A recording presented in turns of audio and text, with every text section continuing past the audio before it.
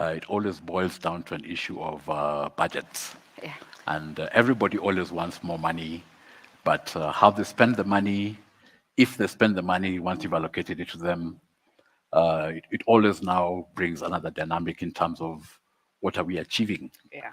as a department, as a province, in terms of the resources that we are allocating. Um, the speakers today have all mentioned the issues around the fiscal consolidation, Yes. which is going to become even more pronounced over the forthcoming 3-year MTF period. And actually, one of the things that we're very busy with, and what I was very busy with this morning as well, is trying to drill down what does the National Treasury's communication to provinces and national departments mean for the programs that we have underway? Yes. And trying to inculcate the sense that now is the time that you really have to move towards thinking about efficiency in spending, because when you look at it, the resources that we deploy in government, I mean, to fund programs and projects, is not small. It's not insubstantial. But when you look at procurement practices and all the waste that you see, suboptimal. I mean, people we normally tend to pay more than the private sector would. That's true. And in terms of now the outcomes, I mean, it means that there's less to go around. And so the impact of this is that actually we will not really be able to achieve some of the things that we say we want to achieve. As the belts tighten even further, Yeah. almost to the last notch. I'm sure there's no more holes to now punch anymore on your belt. Yes. So this is actually one of the things that is useful. And I might just point out that I was a beneficiary of the training, and I've managed to get my entire team that I work with. And we're very busy with GTAC. We have identified a number of topics that we are working on, and topics which shall be interesting, especially as we go into the forthcoming budgeting period and beyond. Thank you so much, Donald. I hear we're back online. Yes. And I want to hear more about some of the work you've done in the space. And part of this is in your presentation on the Okay. Farmer Support Program. Sure. All right. So Thank over you. to you. Thank you.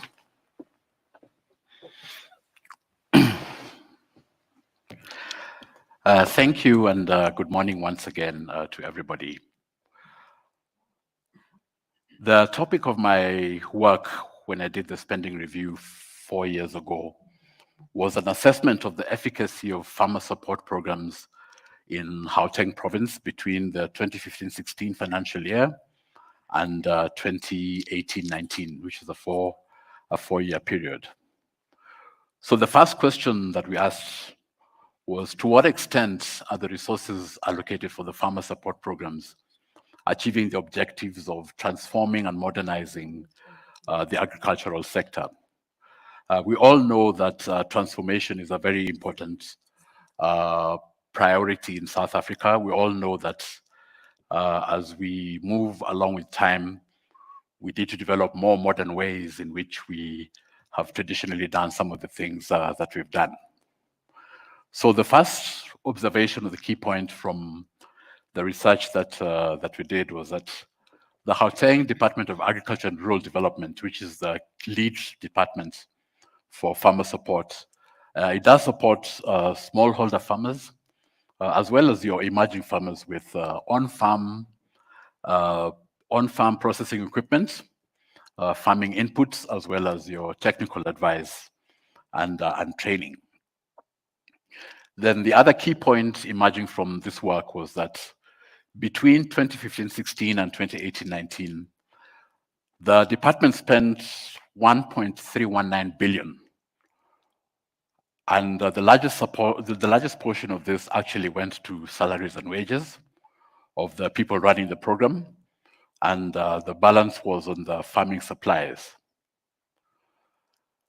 The other key point is that when you look at even the people who are being paid, management and admin comprise nearly 60% of the expenditure, and the balance actually goes to the people who have the technical expertise to drive the objectives of the farmer support programs. So when you look at the institutional analysis, when you think about farmer support, what are we trying to achieve? What outcomes do we envisage? We look at the increasing the yields by the farmers in terms of tonnage. We look at the graduation of the farmers from subsistence to commercial.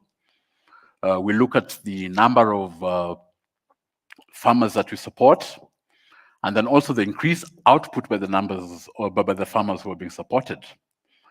And in order to do this, we need to have the approved farmer support policies, as well as monitoring and implementation of the policies that have been approved.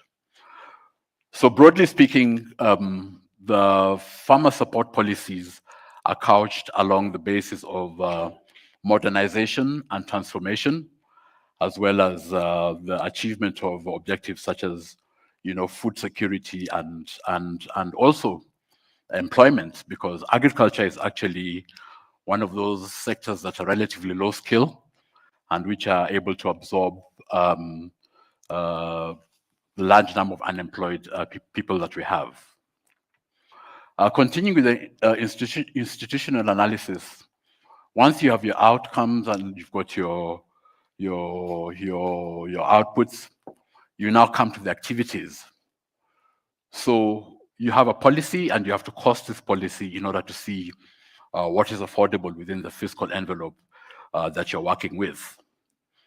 And once you've done that, then you also need to make sure that you have the consultation with the stakeholders, because you're not working in isolation. You've got your target markets, and you also have the National Department of Agriculture, which is a key stakeholder insofar as agricultural policy in the country is concerned. So after that, you then now look at some of the activities that take place. The Farmer Support Program provides infrastructure to farmers. And this ranges from piggery structures, milling plants, where there are farmers who have got land, but they don't have reliable sources of water, drilling boreholes, and then also providing the inputs to the farmers. And you also look at other activities such as the procurement of the farm inputs. And then when it comes to the further inputs, you look at the policy and the planning officials, as well as your line managers, and also the monitoring of the various policies that are in place. When it comes to the program delivery and performance, as I mentioned earlier, the National Department of Agriculture is a key stakeholder in that it drives the sector-wide direction and policy. So all this is distilled into the development of the policy, consulting with the stakeholders, which is the provinces, as well as the farmer associations. And then we come up with the approved policy, which is then funded by the conditional grants. So at provincial level, when you drill this down, province would also make sure that it tailors its policy towards what the national sector is driving towards achieving. And then in also drafting the provincial policy where the activities that are not funded by the conditional grants, then of course the department has to see how it prioritizes the resources that it is disposing in terms of the equitable share. So the provincial policy is approved and in line with the conditional grant frameworks, and the business plans are then supposed to be signed by the accounting officers at provincial level and also at national level. And once this is done and the business plan is in line with the resources that are available, then the procurement of the inputs and the goods and services begins, which are then supplied to the farmers. And the farmers then do what it is that they have to do. And ultimately, through monitoring and evaluation, we're able to see the extent to which the policy is achieving what it is supposed to achieve. For instance, how many farmers have graduated from being subsistence to commercial farmers? And even for those who are commercial farmers but are being supported by the department, how many of them are able to stand on their own once the support is no longer available to them and is extended, to other farmers in need. So when you look at the expenditure analysis, of that 1.319 billion that I talked about, the largest portion that you can see there goes to salaries and wages, and then the farming supplies. And then you also have some of the support services, such as your fleet services, your admin and operating expenses, your consultants, as well as contractors to actually do the infrastructure delivery and all of that. But the upshot is that a significant amount of money goes towards salaries and administrative expenses. And when you drill down to what is actually being bought, now one of the challenges with the way the financial information is reported, and this is because actually these things are being procured for the benefit of the farmers, with not necessarily any expectation that the department is going to benefit from that. And that is why the classification makes it a bit challenging, in that you have one big overarching line item, which is called inventory, farming supplies, and this covers many things from hydroponic structures, water tanks, your drilling of boreholes, the building of infrastructure such as your piggery and poultry structures, and the like. But this is how the broad picture looked like over the period of the analysis. Coming now to the people who are supporting this program, the 57% that I talked about. When you look at the disaggregation of this, the interesting thing is that it's quite management and administrative heavy. And that blue circle over there actually shows the managers. Then the red one over there shows the admin staff, your clerks, keyboard operators, and the like. And then the small triangles, the green, purple, and the turquoise one actually relates now to the actual technical personnel, your life sciences professionals, your veterinary and associated professionals. So this is how the money is being spent on, on the people. And when it comes to the performance information, because whatever it is that you do, you need to be able to measure, is this thing working? Is it not working? And some of the interesting things when you look at the performance information, which is crafted by the agricultural sector, not the Department of Agriculture in Gauteng. The first observation that you see is that some of these measures are very ambiguous. It's not very clear what it is that is being measured, and why.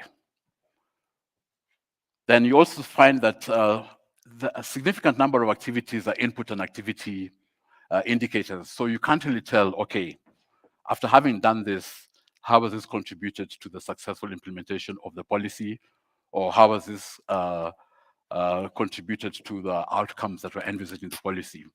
So you look at things like number of trainings conducted, number of people trained. But the question is, okay, once you've trained those people, then what? And that's the other difficult part that it comes when trying to gauge, the impact of the farmer support programs. And then some of them you'll find they're too easily achievable.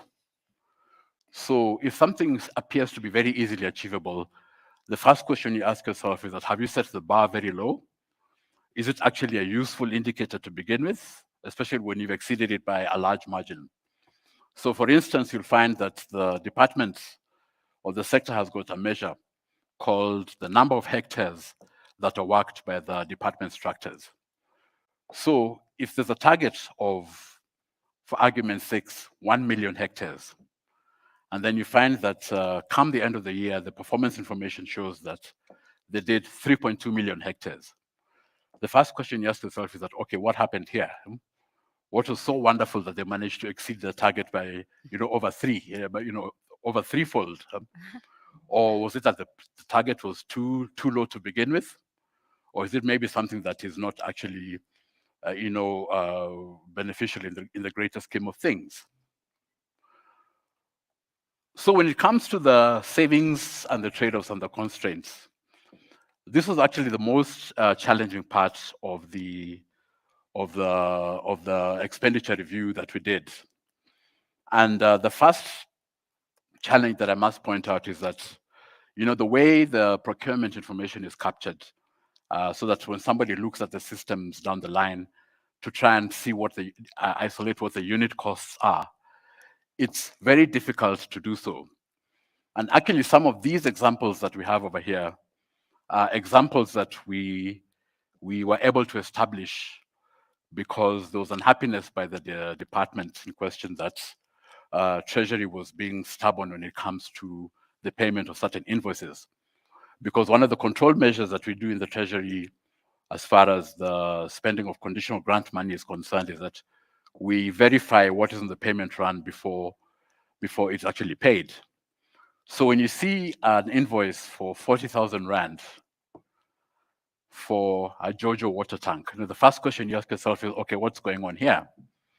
And only after intense engagement with the department do you realize, no, actually, it's not one tank, it's 5 tanks.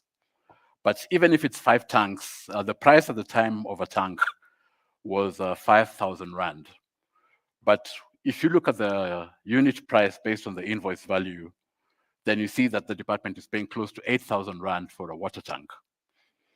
If you look at the seeds, for instance, the unit price per kilogram is 500 Rand, but the department pays over 4,000 Rand for the same packet. And if you look at even the number of units, and you ask yourself that if the procurement was done at a reasonably market price, of course, given that government tends to pay more than what the prevailing prices are, even if a reasonable markup was applied, then more inputs would have been bought and more farmers would have benefited. The same case with the drilling of boreholes, where you find that the department pays 230,000 Rand, whereas even drilling 100-meter deep borehole will not set you back more than 100,000 Rand, including all the accessories that go together with the borehole. When you look at the hydroponic tunnels, you find that the department pays 75,000 Rand.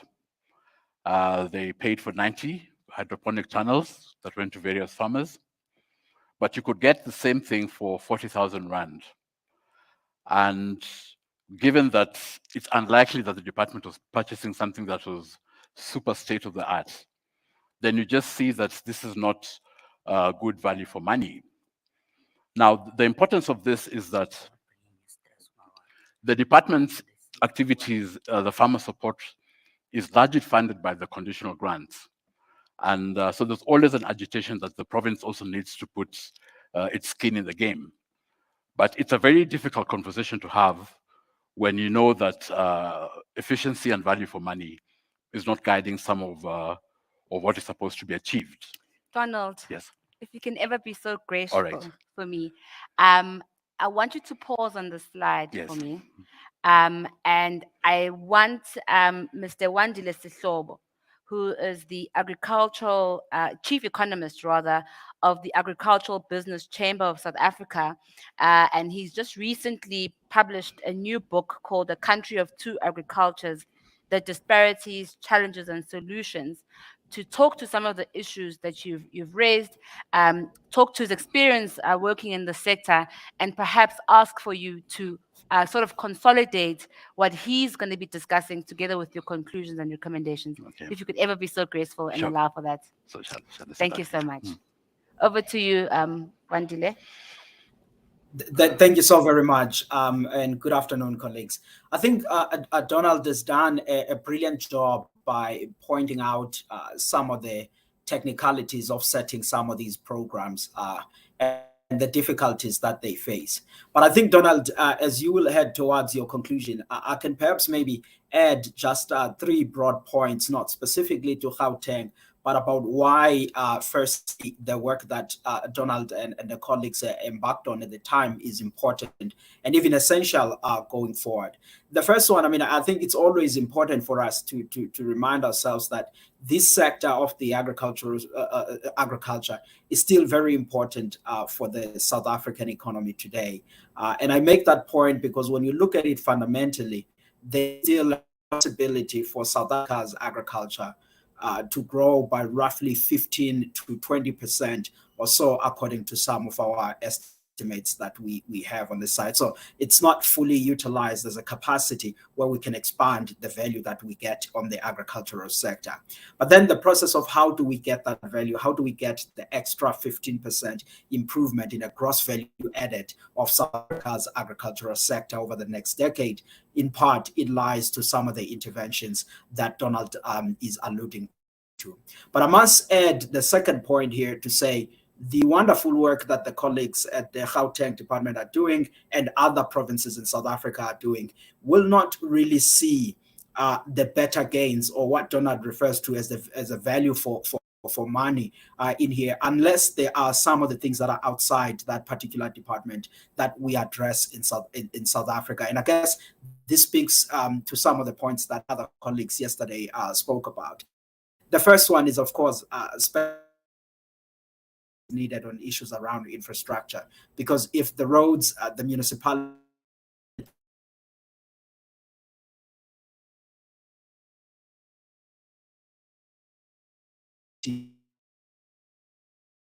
is the issues around the water, there isn't proper spending or proper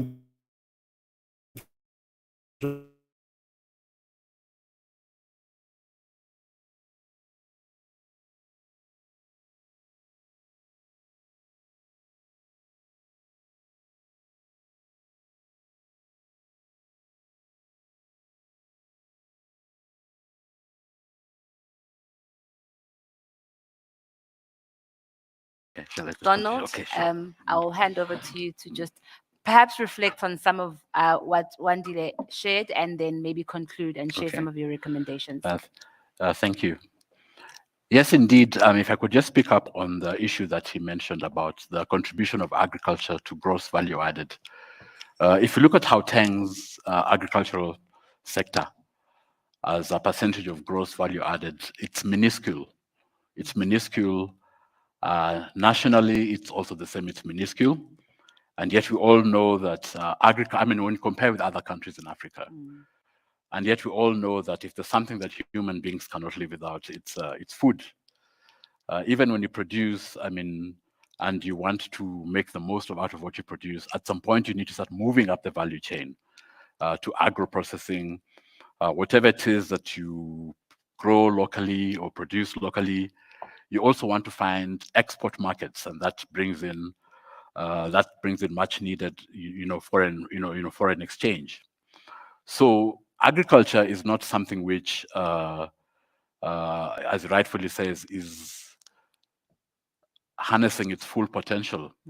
And that is something which, of course, even as government, whatever it is that we try to do, it will be useful as well to just make sure that even the little that we're putting in is actually achieving what it is whatever it is supposed to achieve, and also bearing in mind the fact that every year the belt tightens further. Yeah. As we speak now, the conditional grants are going to face another cut, and what is that going to mean over the remainder of the financial year and over the MTF? It means that we'll have to make do with less and try and achieve the same, which you can only do when you start being when you make a concerted effort to be efficient, and you're guided by value for money in the decisions that that you make. But if I may quickly come to the conclusions and the recommendations, I would like to point out that this work was done in 2019, and we all know that in 2020 the COVID-19 pandemic kicked in. We faced, of course, after the months of lockdown, there was large-scale reprioritization of budgets. with all the resources going towards the health response to the, to the pandemic. And so this work sort of took a back burner.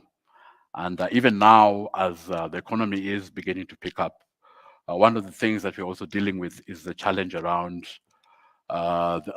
spending within the department, because some of the processes that need to unlock the money are delayed due to the, I wouldn't say excessive, but due to the intense amount of deliberations that take place. And so you find that a lot of time is lost when it comes to implementation. So the first conclusion or the first recommendation would be that there needs to be a radical overhaul of the program structure, to have less managers and more frontline staff. Typically, as government, you find that government tends to be personnel heavy. A normal government department would have about 40 to 50% of its budget, going on salaries and wages of the employees. But seriously, more needs to go towards frontline staff, even if your staff complement is personnel heavy. Then the second thing is that we need to stop wasteful procurement and adopt a value for money mindset. It's very clear that we can't go on in the way that we've gone on for many years. We might have gotten away with it during the years of plenty, but in the years of lean, this is the best opportunity that we have to rethink many things, so that when we get out of the dark hole that we're in, we can be able to do our things in a much better way than we've done in the past. Then the third thing is in terms of the processes that we undertake even as a treasury, the invoice verification process that we undertake is mostly confined to the conditional grants. But there is sufficient ground to actually extend this to everything that the department pays.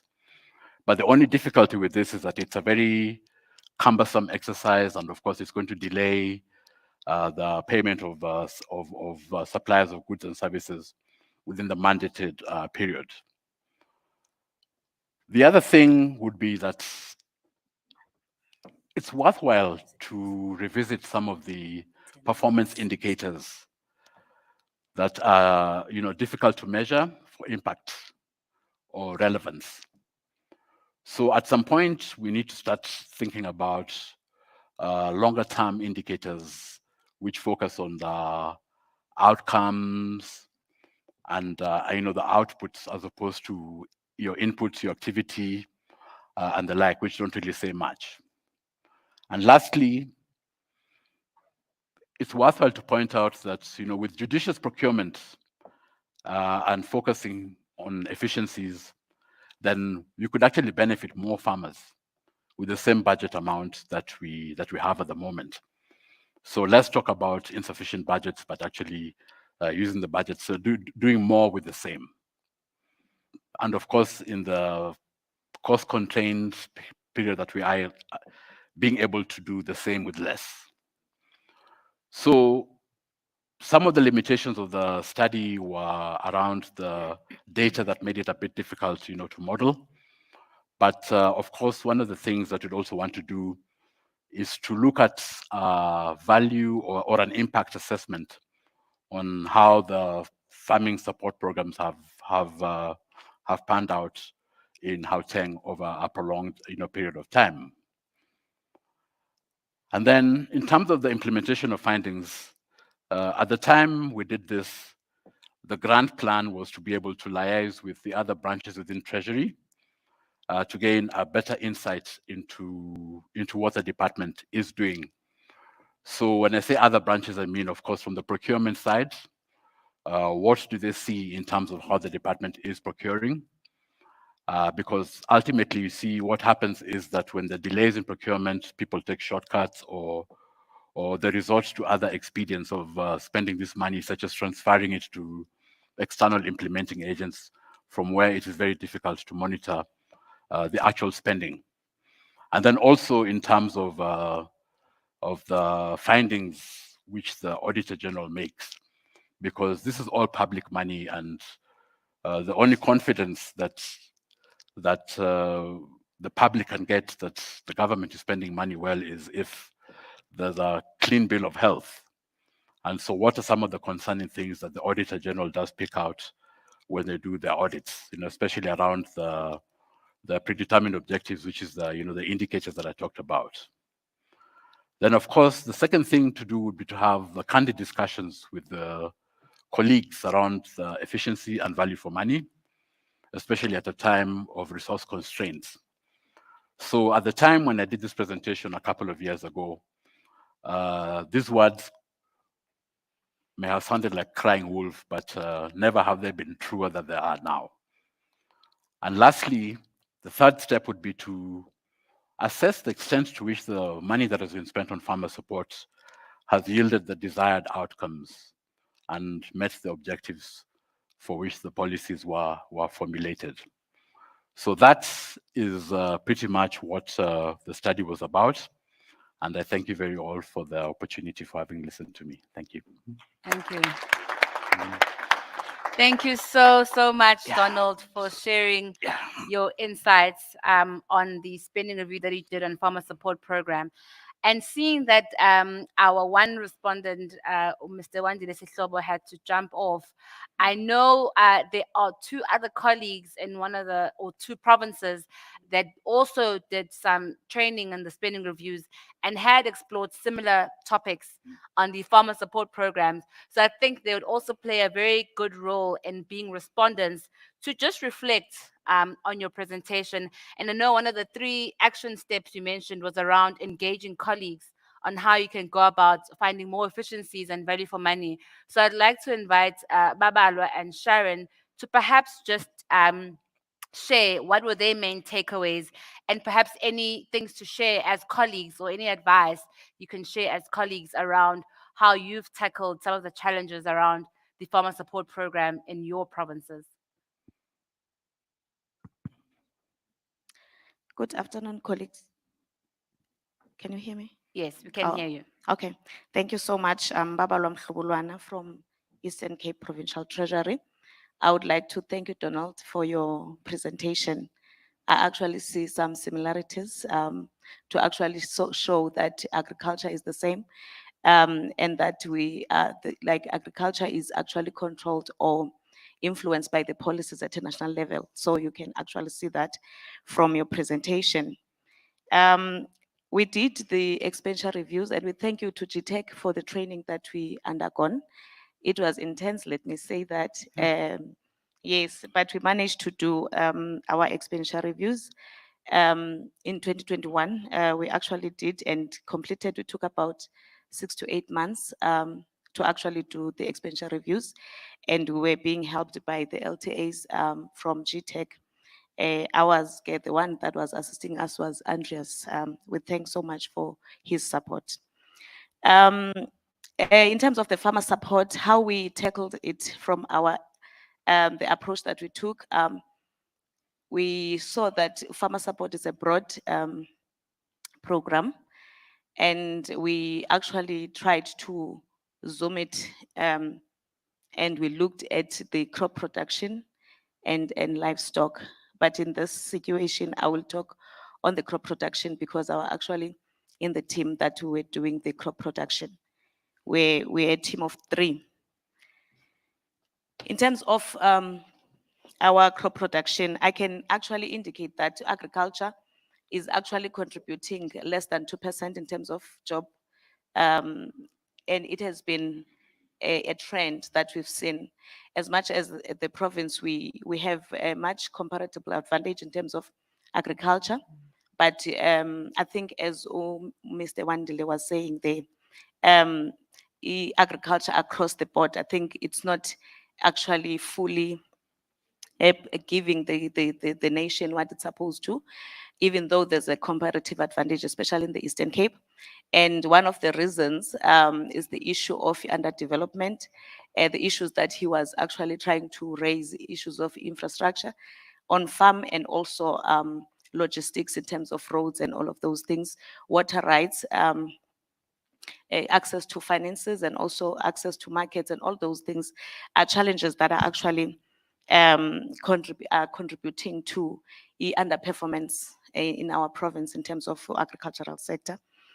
However, in terms of the budget of agriculture, it's actually taking about 2.6% of the total budget in the province. What I'm saying, what I have noted in the Donald presentation is the issue that you've raised, where we see management taking and also administrative staff taking more. It's a bulk in the department. We've noted that as well. And also we support the notion that we need to move into investing more on the line officials like extension officers, veterinary services, and all of those things. One of the issues also, it's the issue of, as you also indicated in your presentation, the data, performance data. I think it's very worrying to, it's something that the government needs to look at, because when you talk financial data, it's easy to get. You go to BUS and you are able to look at that. But now when you go to performance data, you have a challenge. For example, agriculture in the province, they have, in terms of their crop production policy, they have a subsidy that they're offering farmers, where they would say a farmer contributes 1.8 and then the department is 3.2 like per hectare.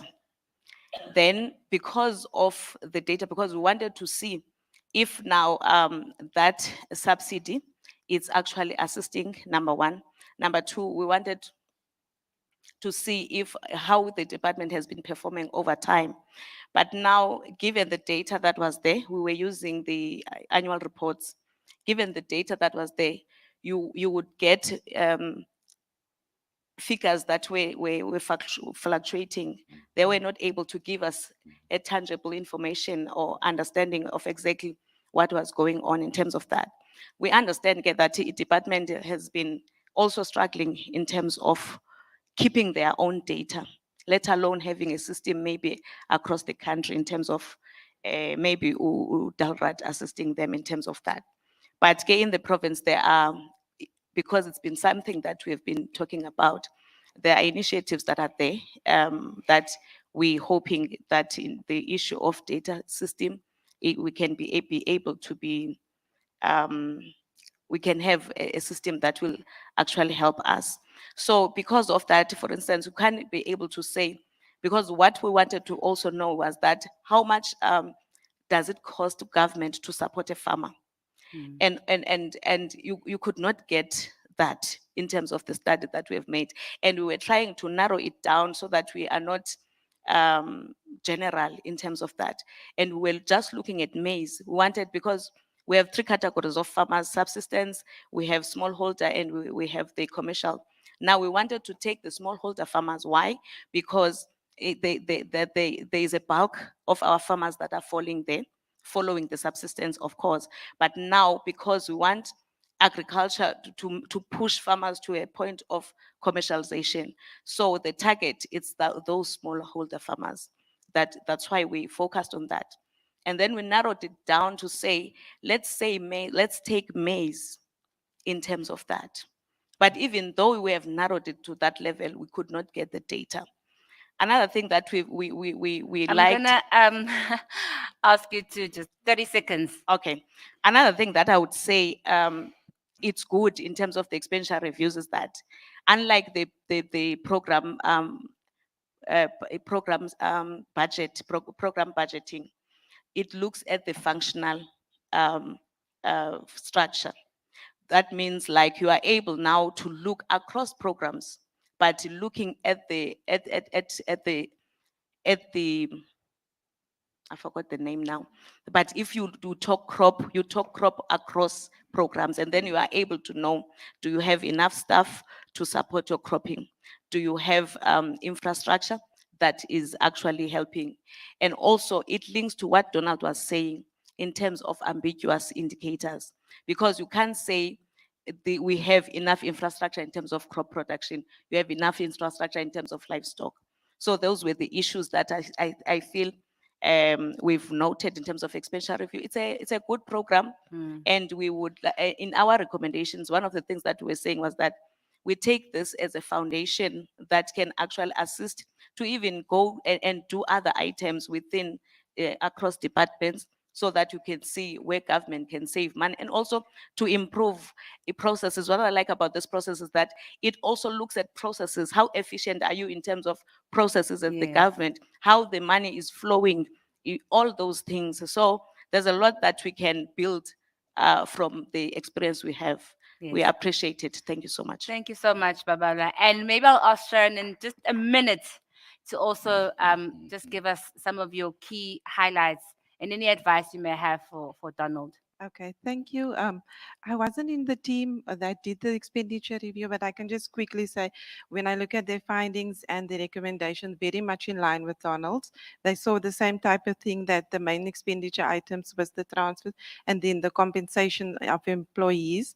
But what was a bit controversial, I think, for the team, because at the time they didn't have, it was the overlapping with the budget process, so they didn't engage with the Department of Agriculture as much as they wanted in completing the review. So, but they did work on their own, and they're still in consultation with the department. But what they found was, for every $1 that was spent by the program, only 56 cents benefits the farmers directly. And that's in terms of equipment inputs like seeds and fertilizer, etc. And then the other thing was also the same thing with Donald, was in terms of the indicators that didn't reflect the impact of the interventions on farmer success, in terms of the progress on turnover, the net asset value, access to finance, etc. So yeah, that seems like, most of was the same type of issues that they raised. Thanks, Sharon. And just in closing, before we break, any closing remarks from you, Donald, before we close the session and hand over to Vusi and Veli? In closing, perhaps what I would say is that, when we embarked on this study, we didn't know how broad farmer support is. And as Babalo mentioned, I think it would be useful to zoom in to a particular subset, whether it's infrastructure, whether it's farm inputs, and be able to do a more thorough, piece of work. Because farmer support is very broad, especially as you start researching, you realize that sometimes you've bitten off more than you can chew. But I think that's all I'd like to say. Thank you so much, Donald. I'm going to hand over to Vusi and Veli to now direct us where to from here. But from my side, I want to thank all the speakers that were part of the morning session that took us to lunch, including yourself, Donald. And I just want to close off by just giving you a round of applause and everybody else. Thank you. Thank you. Thank you so much, Mbali. We highly appreciate the sessions. Thank you so much, sir. Sure, thank you. Well contributed there. Highly appreciate it. Please give it to Mbali and Donald one more time. All right. I know we're all hungry.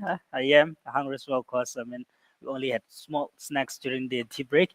But someone, when we started the conference, spoke about jobs and said we're going to talk about something interesting about jobs, and that's a jobs fund. It's going to come immediately after the break. So make sure that you are here exactly at 13:15. That is 1:15. Otherwise, you're not getting any jobs. All right. So let's go on break and have a lunch. When you return, also online, have yourself something comfortable to eat and drink at home. We'll see you at 13:15. That is 1:15 South African time. Thank you. We'll see you just after the break.